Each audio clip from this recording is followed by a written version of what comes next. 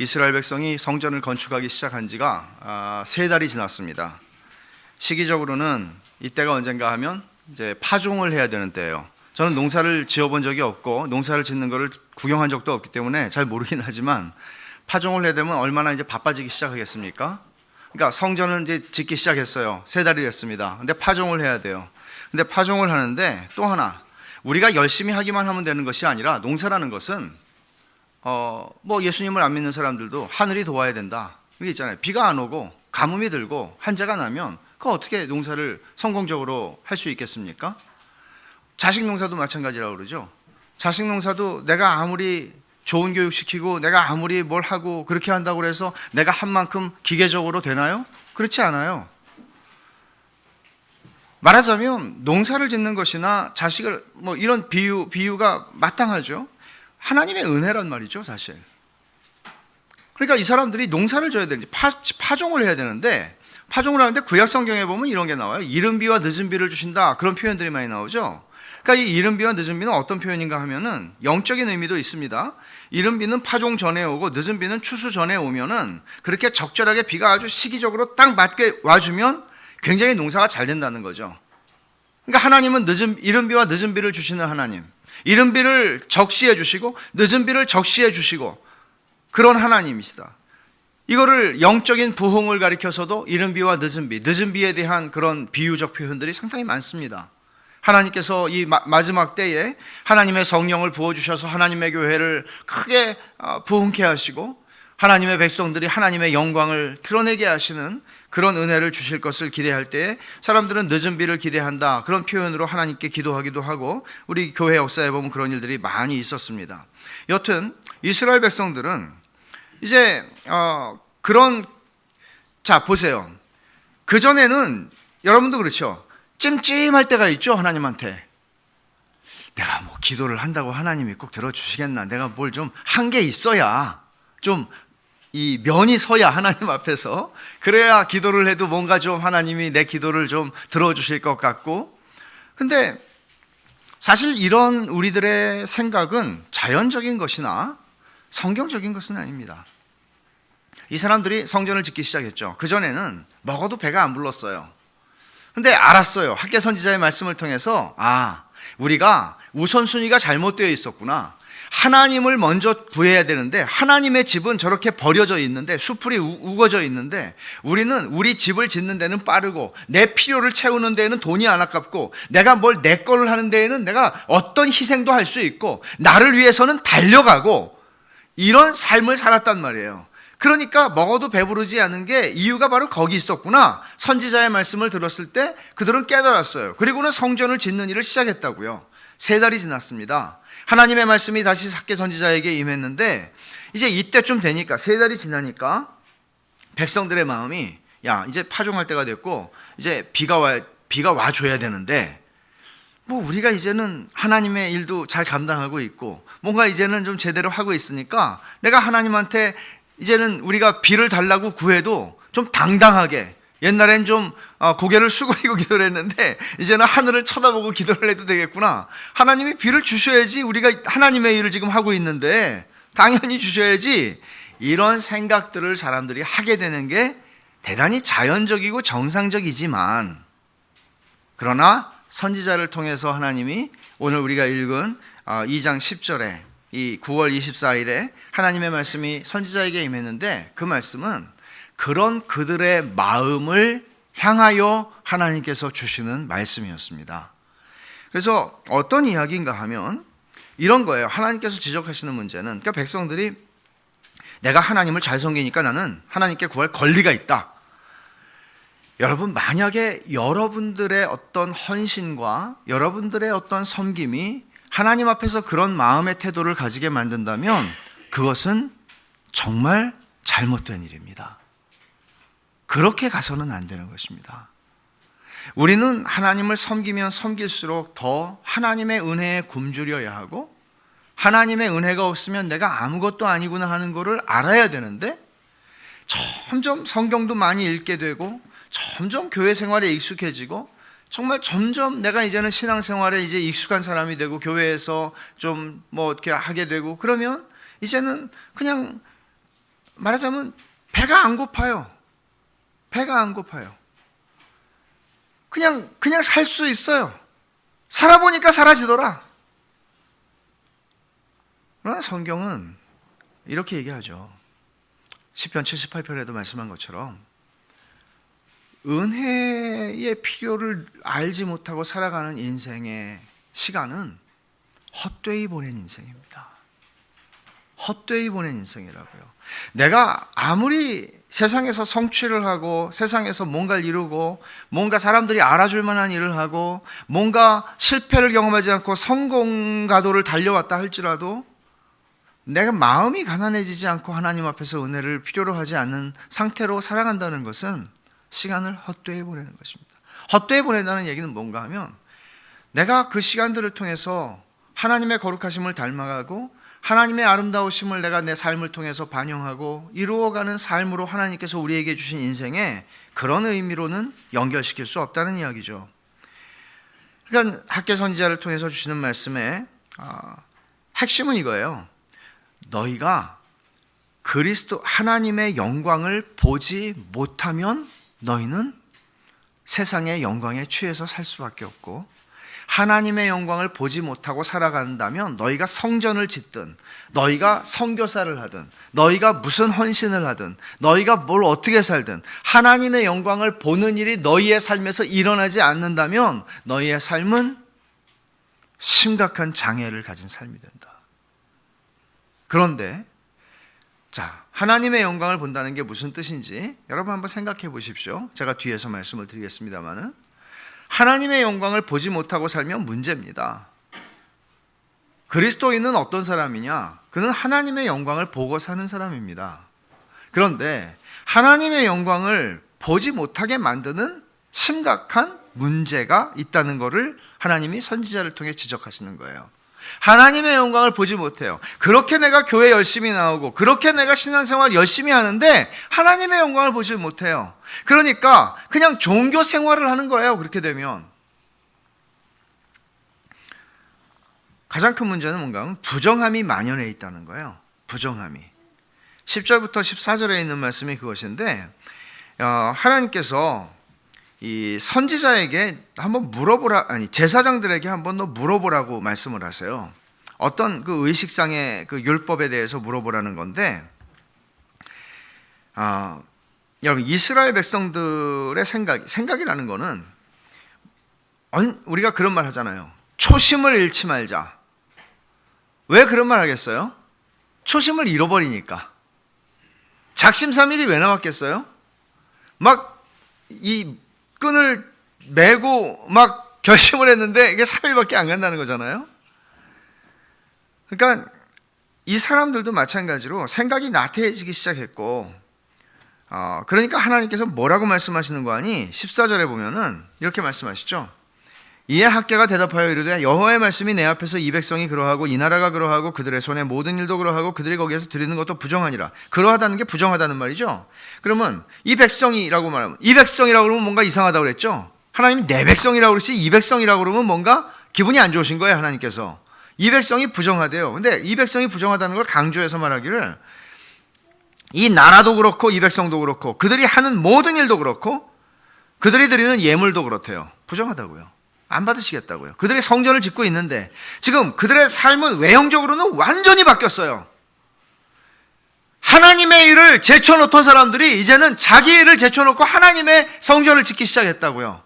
겉으로 보면은 이거는 엄청난 변화예요. 근데 하나님께서 한 3달 지나니까 마음이 나태해지기 시작한 것을 보시고 선지자를 통해서 하시는 말씀이 바로 그거예요. 내가 너희 마음의 상태를 볼 때 이걸 받을 수가 없다. 부정하다. 그렇게 말씀하시는 거죠. 그래서 이제 선지자에게 물어보라는 게 뭔가 하면은 이거죠. 여기 한번 보세요. 자, 11절에 보시면은 12절에 두 가지를 물어보라는 건데, 첫째, 사람이 옷자락에 거룩한 고기를 쌌어요. 이 제물이에요. 제물로 드리는 고기예요. 거룩한 고기를 쌌는데 그 옷자락이 떡이나 국이나 포도주의 기름에 다른 음식물에 닿으면 그게 거룩해지겠느냐? 제물은 거룩한 거죠. 거룩한 걸 옷자락에 쌌어요. 근데 옷자락이 어디 묻었다고요. 스쳤어요. 그러면 그게 거룩해지겠느냐? 대답이 뭐죠? 아니다. 제사장들이 아니다. 거룩함은 그렇게 전염되지 않는다. 이게 제사장들의 대답이죠. 그러니까 부정함은 전염이 돼요. 구약의 의식법을 보면 부정한 거는 전염이 되는데 거룩한 건 전염이 되질 않아요. 이렇게 예를 들 수 있죠. 감기는 전염이 돼요. 근데 건강한 게 전염이 되나요? 그럼 얼마나 좋겠어요? 목이 아픈 사람은 목이 건강한 사람 옆에 가서 계속 있으면 목이 건강해져. 에어 무슨 이렇게 막 그런 뭘로 말이죠. 건강한 건 전염이 안 돼요.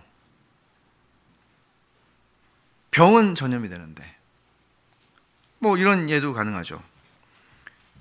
깨끗한 독약이 든 데다가 정수를 한 방울 툭 떨어뜨리면 독약이 맑아지고 정수가 되나요? 그렇지 않죠. 근데 반대로 깨끗한 물에다가 잉크 한 방울만 떨어뜨려도 아름답게 내려가다가 시커먼 물이 되죠. 그러니까 더러운 거는 전염력이 있는데 깨끗한 거는 전염력이 없다는 거예요. 그러니까 하나님이 지적하시는 게 두 가지인데요. 외적인 행위가 우리를 거룩하게 하지 않는다는 거죠. 외적인 행위가 우리를 거룩하게 하지 않아요. 이스라엘 백성들의 생각이 잘못된 거는 성전을 짓고 있으니까 우리는 옳다. 성전을 짓고 있으니까 우리는 하나님께 기도할 권리가 있다. 성전을 짓고 있으니까 하나님한테 축복해달라고 말할 수 있다. 이런 생각들을 가지고 있었던 거죠. 근데 성전을 짓는다는 것, 그 외형적으로 너희가 성전 짓는다는 것 자체가 너희를 거룩하게 만들지도 않으며 너희들에게 영적인 어떤 권리와 하나님 앞에서 내가 당당하게 뭘 요구할 수 있는 그런 걸 만들지 않는다. 그런 얘기를 하나님께서 하시는 거죠. 그러니까 이런 생각들에 사로잡히게 되면 우리의 기도의 삶이나 우리의 그 신앙생활이 다 무너져요.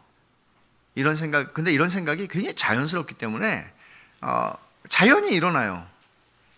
그러니까 그전에는 내가 하나님하고 별 상관없는 삶을 살다가 갑자기 막 새해부터 막 성경을 읽기 시작하고 훌륭하신 거죠. 그건 그리고 기도를 막 열심히 하고 막 그런단 말이에요. 그러면은 뭔가 될 것 같은 느낌? 뭔가 금년에 사업이 대박을 칠 것 같은 느낌?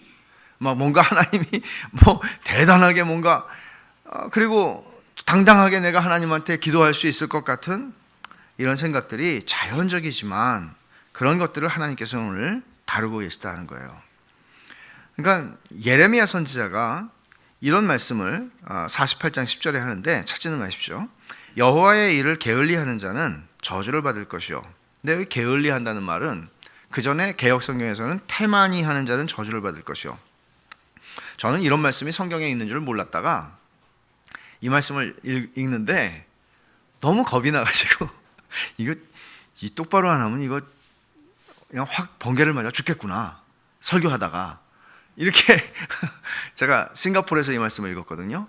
왜 그 기억을 비자 받으러 인도네시아 살 때 비자 받으러 싱가포르 나가가지고 비자는 안 나오지 그냥 3주 내내 그냥 비자 기다리면서 그때 이 말씀을 읽고 겁이 나가지고 이 선교사노로 똑바로 하다가 이게 번개 맞아서 죽겠구나 두려움이 엄습했던 적이 있습니다. 여러분은 안 두려우신 것 같아요. 이 말씀을 들으시면서 전 두려웠는데 여호와의 일을 태만히 하는 자는 근데 태만히 한다는 게 무슨 말이겠어요? 게을리 한다는 게 무슨 말이겠어요? 사실 마음 없는 섬김이에요. 마음 없는 섬김. 그래서 하나님이 이런 진작에 이것을 지적을 하시는 거죠. 백성들이 어떤 조짐이 나타났다, 어떤 게 나타났다가 아니라 그 전에 하나님이 이거를 지적을 하시는 거예요. 그러면서 이런 우리의 태도, 우리가 평생 교회 다니는데 지옥 가겠어? 내가 열심히 기도도 하는데 이런 거 하나 안 들어주시겠어? 이런 생각들을 말하는 것이죠. 열심히, 그러니까 형식적 신앙, 이런 익숙함, 그러니까 신앙생활에선 제일 위험한 게 익숙해지는 것 같아요. 여러분 처음에는 여러분 어떤 것들을 할 때 긴장하시죠. 처음에는 어떤 긴장이 있잖아요. 근데 익숙해져요. 익숙해지면 이제 그 다음부터 하는 게 지각, 그다음에 그렇죠. 많아요. 실수. 익숙해지면 정신 바짝 차리고 처음에는 하다가 말이에요. 어떤 직장이나 이런 할 때. 그러니까 중요한 것은 뭔가 하면 내가 하나님의 영광을 보는 일이 신앙생활에서 일어나질 않으면 그 누구도 여기서 벗어날 수 있는 사람은 없습니다. 이 익숙함, 태만함, 게으름. 그러니까 하나님의 영광을 본다는 것은 우리가 쉽게 표현하면 은혜 받는 것입니다. 은혜라는 말은 하나님과 나의 차이를 아는 겁니다. 머리로 아는 것이 아니라 내 가슴으로 경험하는 겁니다. 하나님이 그렇게 거룩하시고 나는 이렇게 비천한 존재다. 하나님은 그렇게 영광스러운 분이시고 나는 흙이다. 이걸 아는 겁니다. 하나님이 내게 뭘 주셔야 할 까닭이 없다는 걸 아는 겁니다. 그 하나님의 크심과 나의 작음을, 그 차이를 인식하면 인식하는 만큼 우리는 하나님의 영광을 본다고 성경이 말을 합니다. 그 은혜를 받는 거죠. 그러니까 여러분 시편에 참 제가 좋아하는 말씀 한 구절 같이 읽고 싶은데 시편 31편을 한번 가볼까요? 시편 31편 19절이에요.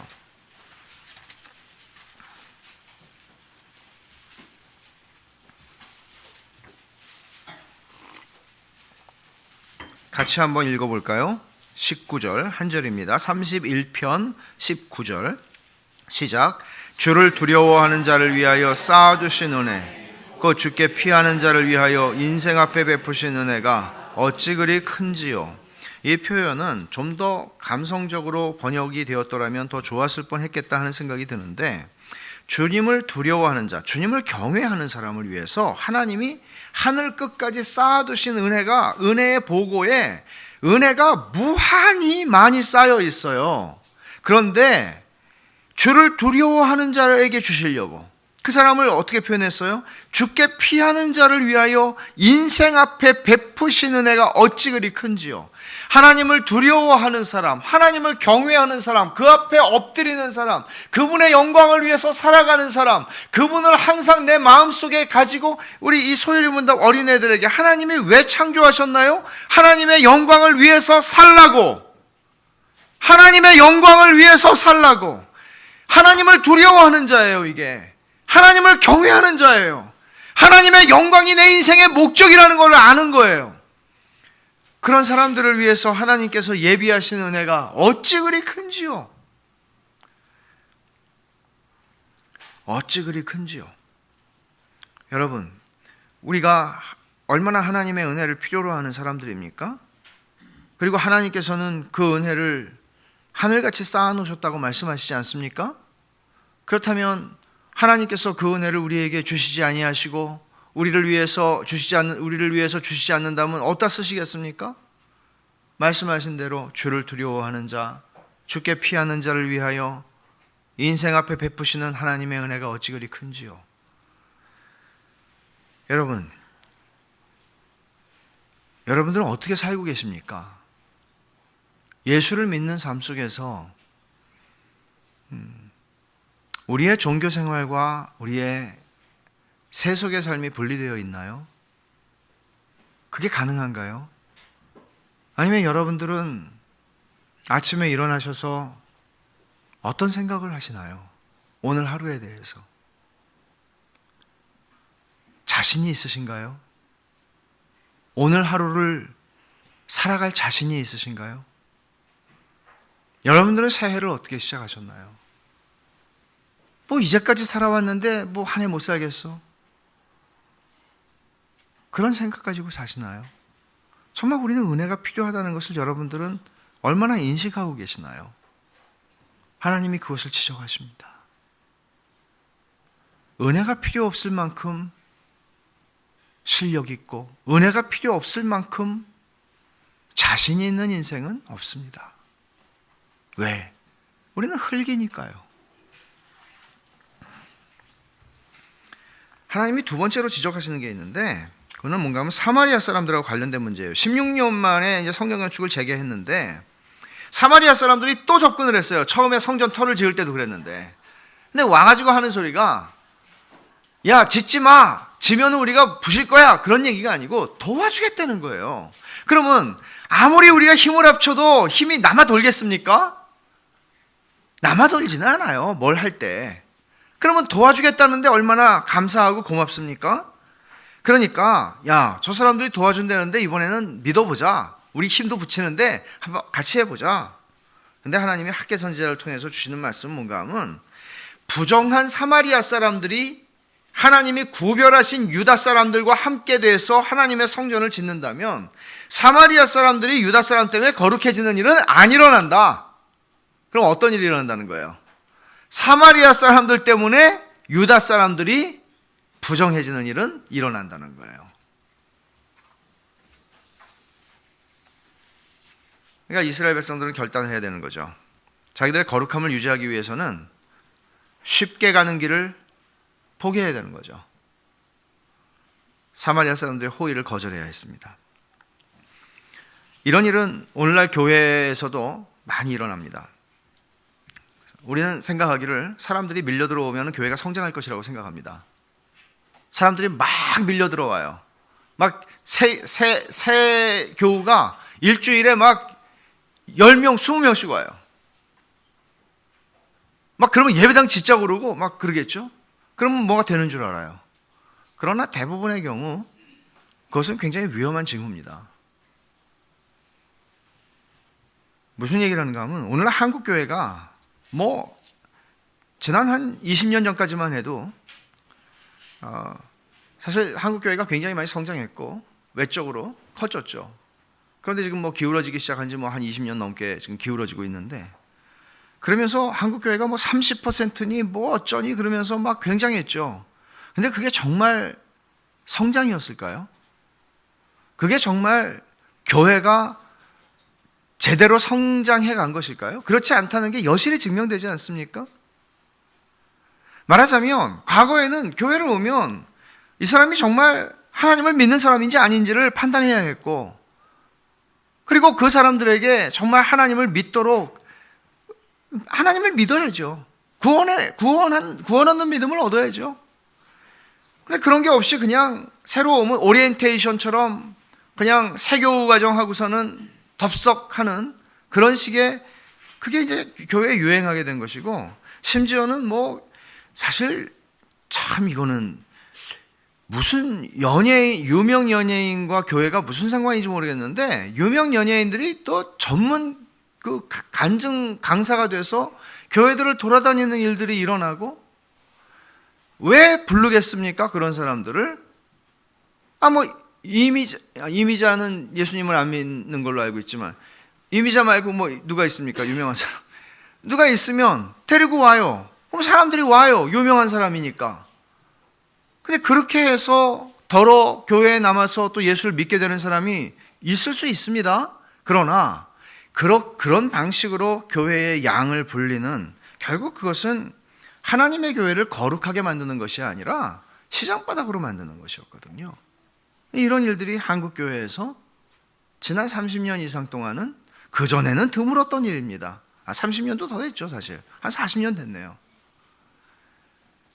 교회를 지배하는 원리, 거룩함입니다. 거룩함이 실효성이나 효율성보다 중요합니다. 하나님의 것을 세상의 것과 섞을 수 없다는 거죠. 교회에 권징이 존재하는 이유가 무엇입니까? 왜 권징이 필요합니까? 마크 데버라고 하는 교회 그 나인 마르스 미니스트리라고 하는 워싱턴 DC에서 교회를 사역하고 있는 남침내 교회 유명한 목사님이고 지금 우리말로도 번역이 여러 번이 됐지만 그분은 이런 얘기를 합니다. 교회에 들어오는 문은 좁아야 하고 교회에 나가는 문은 넓어야 한다. 왜 그렇죠? 들어올 때는 정말 이 사람이 믿는 사람인지 구원 얻는 믿음을 가진 사람인지 그리고 그것이 아니라면 정말 믿으려고 하는 마음을 가지고 오는 것인지 이게 중요한 것이고 그러니까 여기서는 문이 좁아야 된다는 얘기죠. 그러나 나가는 문은 이게 권징을 얘기한 거거든요. 그러니까 오히려 부정함이 만연해지고 교회에 이런 일들이 있을 때 교회는 그런 권징을 감당해야 한다는 것입니다. 근데 우리는 거꾸로 생각하고 있죠. 교회에는 문턱이 없어야 한다. 교회에 들어오는 문은 넓어야 된다. 교회는 아예 문짝 자체를 떼내자. 그리고 나가는 문은 절대로 아예 못 박아버리자. 절대로 우리 교회 한 번 들어오면 못 나가게 이렇게 돼 있잖아요. 이상한 다른 얘기죠. 그러니까 거룩함을 포기하고 효율성을 취하게 되면 교회는 시장이 돼요. 왜냐하면 효율성은 시장의 원리거든요. 교회의 원리는 거룩함이거든요. 교회가 가지고 있는 관심사, 교회의 지체들인 성도들이 가지고 있는 관심사가 어떤 것이어야 할까요? 거룩함입니다. 크기가 아니라 거룩함입니다. 교회 지도자들이 모일 때, 당회가 모일 때, 교회 장로들이 모일 때 하나님의 교회가 어떻게 거룩함을 유지하고 거룩함 안에서 자라갈까 하는 것을 고민해야 하는 것입니다. 교회 코이노니아가 모일 때 그냥 나 하고 싶은 소리가 아니라 어떻게 하면 하나님의 교회가 좀 더 거룩해질 수 있는가 하는 것을 같이 기도하고 함께 교제하는 것입니다. 학계 선지자가 하나님의 말씀을 받아서 주는 메시지는 바로 이런 메시지였습니다. 그러니까 분명히 이스라엘 백성들의 우선순위가 바뀌었고 삶도 바뀌었습니다.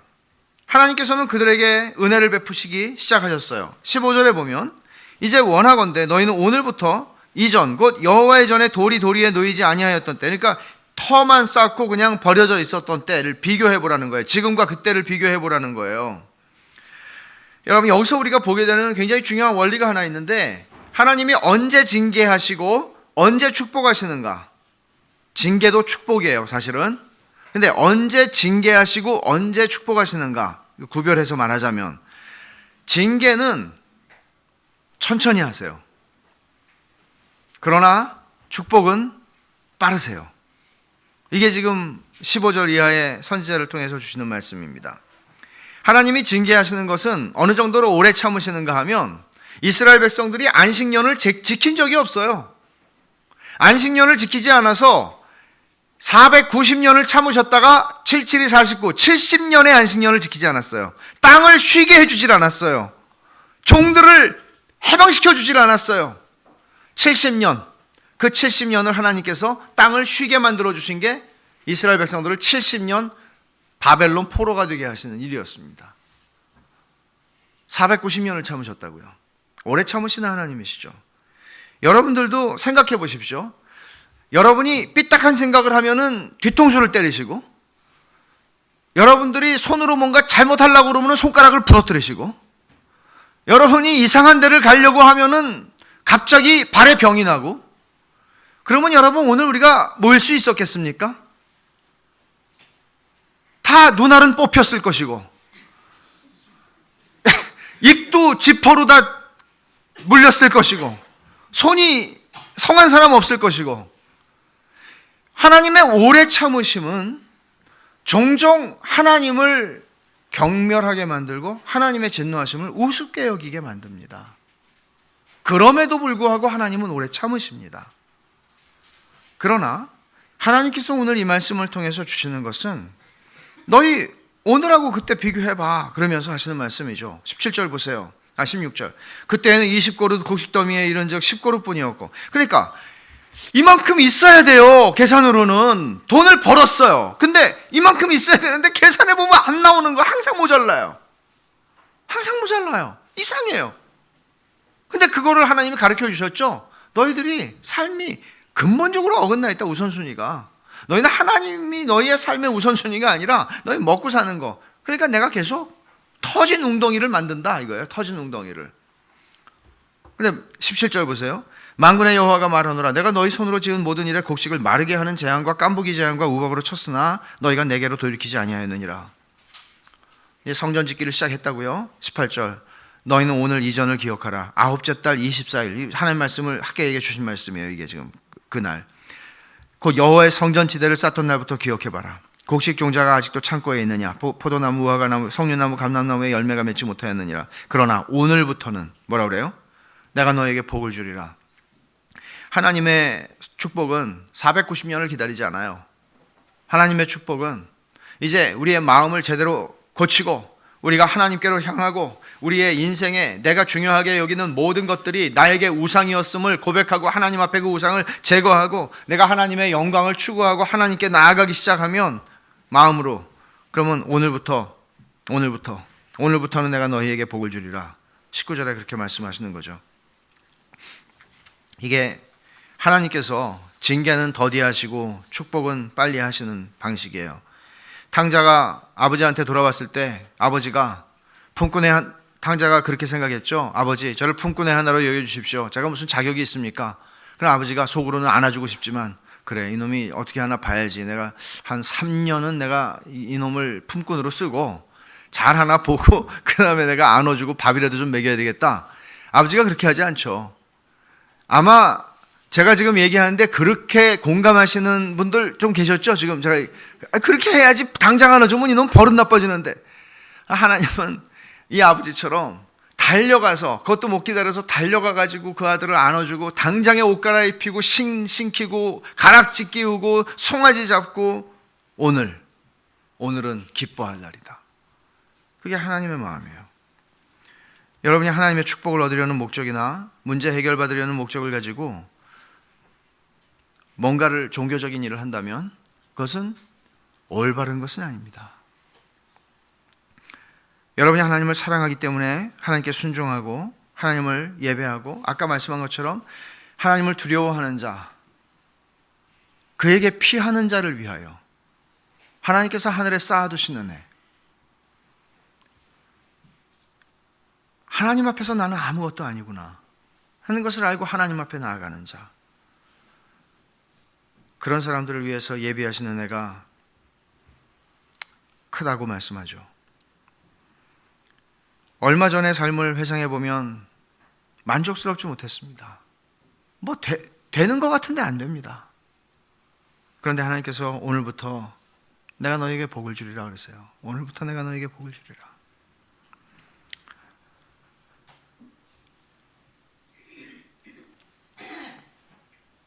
행복의 조건이 물질에 있다고 생각하고, 행복의 조건이 물질 혹은 그 어떤 것에 있다고 생각하고 살아가는 한 하나님께서 우리가 만족하도록 만드시지 않습니다.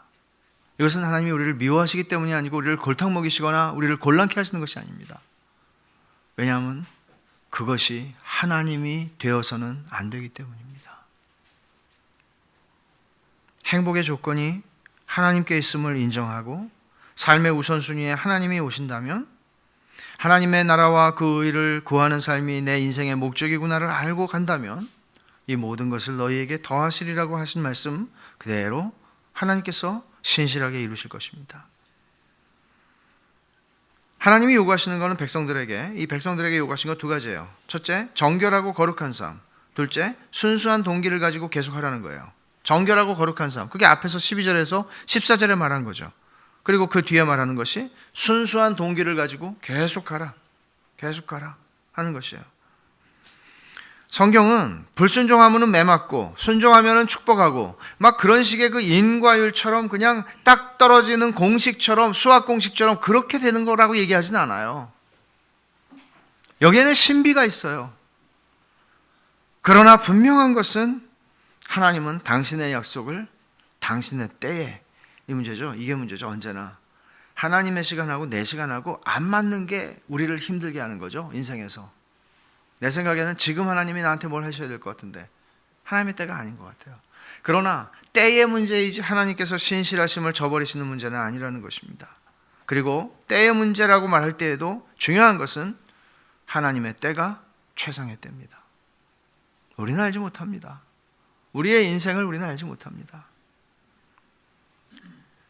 하나님께서 우리 삶의 최고의 우선순위가 되는 것보다 중요한 것은 없습니다. 저는 제가 흥분이 돼요. 제가 아기를 하나 더 낳든가 해야지. 이걸 가르치는 하나님이 왜 여러분과 모든 것을 만드셨습니까? 자신의 영광을 위해서입니다. 하나님의 영광을 위해서 우리는 살아가는 것입니다.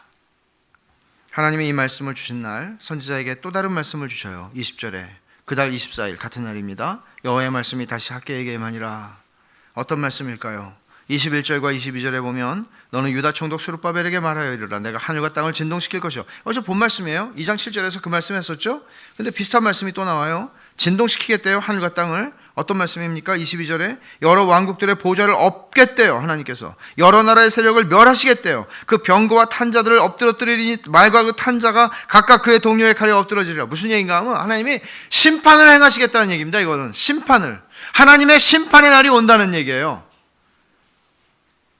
여러분, 그러니까 보세요. 하나님께서 만왕의 왕, 만군의 주 하나님께서 이 세상의 권세 잡은 자, 이 세상에 떵떵거리고 이 세상을 살아가고 많은 사람의 눈물을 짓게 만들고 억울하게 만들고 그런 모든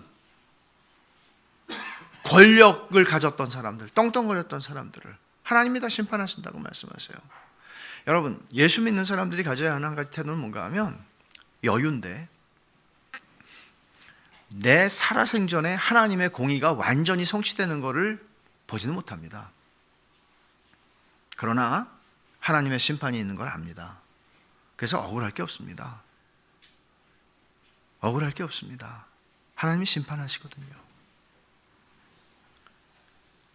그런데 여기서 하는 말씀, 이 보편적인 심판이 일어날 것이라고 얘기를 하시는데, 이 심판이 임하게 되는 날 하나님의 백성에게는 어떤 일이 일어나는가가 이게 중요한 말씀이에요. 23절에 만군의 여호와가 말하노라. 스알디엘의 아들 내 종 스룹바벨아, 여호와가 말하노라. 그날에 내가 너를 세우고 너를 인장으로 삼으리니 이는 내가 너를 택하였음이니라. 만군의 여호와의 말이니라.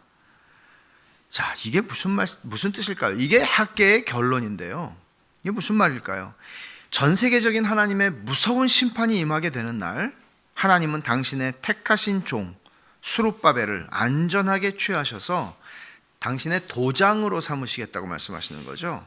이 도장이라는 말을 우리가 요즘 같으면 도장 점점 안 쓰잖아요. 도장 어디 굴러다니는지도 모르는데 그런 도장으로 하나님이 우리를 여기시면 큰일 나죠. 도장이 어디 있더라? 그런 아가서를 한번 보세요. 아가서 8장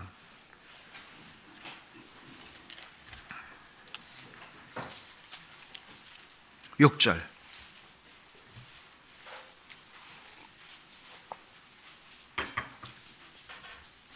같이 한번 읽읍시다. 8장 6절 시작. 너는 나를 도장같이 마음에 품고 도장같이 팔에 두라. 사랑은 죽음같이 강하고 질투는 스올같이 잔인하며 불길같이 일어나니 그 기세가 여호와의 불과 같으니라. 이 말은요, 이제 술람미 여인이 남자를 향해서 하는 말인데 뭐라는 거예요? 나를 도장같이 마음에 품고 도장같이 팔에 두래. 그러니까 고대 근동에서는 이 도장을 귀중한 거니까 끈에다 묶어서 자기 목걸이처럼 가장 옷 바깥으로 덜렁덜렁하게 하지 않고 속으로 제일 소중한 거니까 그렇게 두었다는 거죠. 그러니까 이 여인은 사랑하는 남자를 향해서 내가 당신에게 당신의 품에 안겨서 당신과 떨어지지 않는 그렇게 삶을 살고 그런 존재가 되고 싶습니다 하는 거죠. 하나님께서 마치 술람미 여인의 말을 들으신 것처럼 내가 너를 인장으로 삼겠다고 말씀하시는 게 바로 그런 얘기예요. 스룹바벨에게 그날에 내가 너를 취해서 내 인장으로 삼겠다. 그럼 스룹바벨이 누구예요? 스룹바벨은 유다가 망할 때 왕손이에요. 왕손. 유다가 망할 때 바벨론으로 붙잡혀간 왕이 있어요. 여호야긴. 이 사람의 손주입니다. 근데 예레미야 선지자가 그랬거든요. 여호야긴에게 여기 저주하면서 그랬어요. 여기선 다시는 왕이 안 나올 거라고.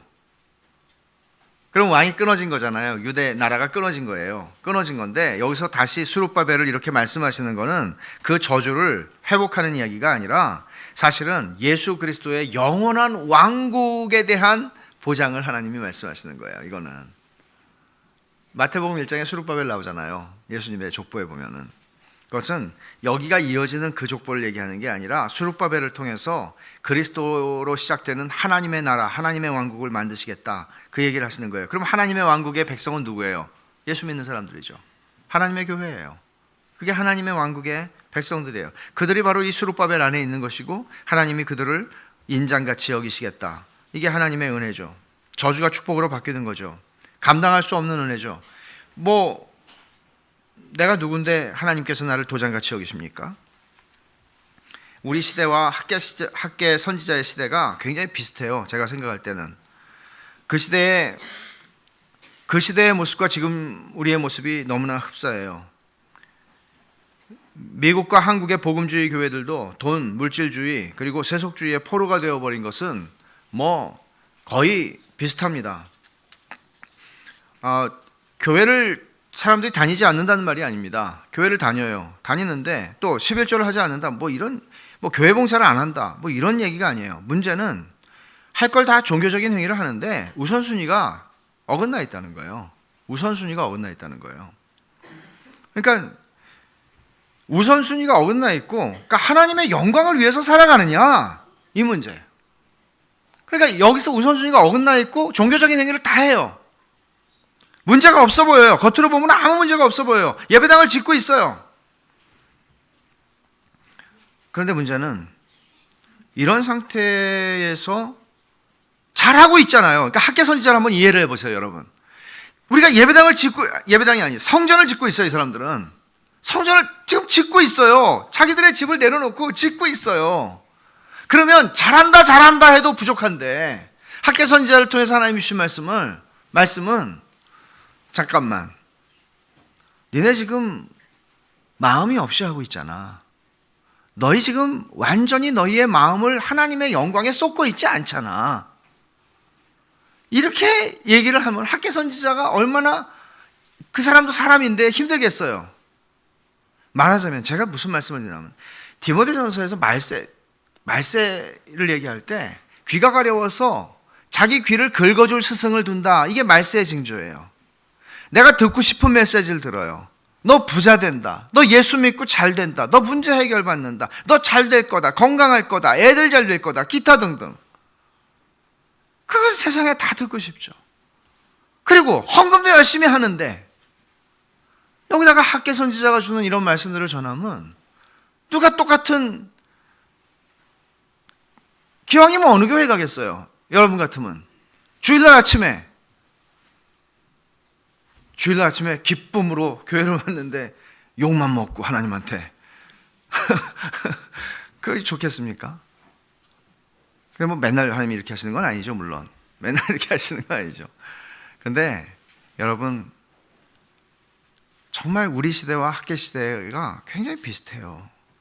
문제는 제가 여러분들에게 도전하고 싶은 것은 이 학계 말씀을 통해서 여러분의 관심사가 정말 무엇입니까? 하는 것이에요. 여러분 자신이 성전이에요. 예배당을 짓자고 말씀드린 게 아니라 여러분 자신이 성전이에요. 그리고 교회가 이미 성전이에요. 그러면 우리가 가지고 있는 관심사는 정말 거룩함이 내게 중요한 문제인가?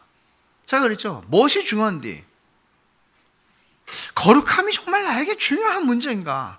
거룩함이 내 자녀들을 바라볼 때 정말 중요한 문제인가?